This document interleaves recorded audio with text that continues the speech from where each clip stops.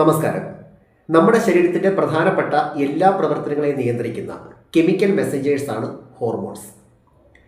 ഇതിന് ബ്രെയിനുമായിട്ട് ബന്ധപ്പെട്ട് വളരെയധികം സ്വാധീനമുണ്ട്. അപ്പോൾ ഇന്ന് ഞാൻ പറയുന്നത് നമ്മുടെ ശരീരത്തിൻ്റെ റിലാക്സേഷനുമായിട്ട് ബന്ധപ്പെട്ട, സന്തോഷമായിട്ട് ബന്ധപ്പെട്ട സെറോട്ടോണിൻ എന്ന ഹോർമോണിനെ കുറിച്ചാണ്.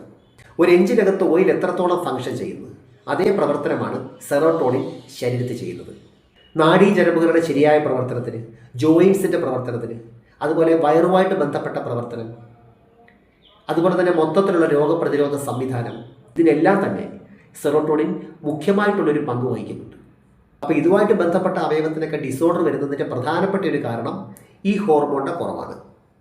അപ്പോൾ ഈ ഹോർമോൺ നാച്ചുറലായിട്ട് തന്നെ നമ്മുടെ ശരീരത്തിൽ ഉൽപ്പാദിപ്പിക്കുന്ന സാഹചര്യത്തെക്കുറിച്ചാണ് ഞാൻ പറയുന്നത്.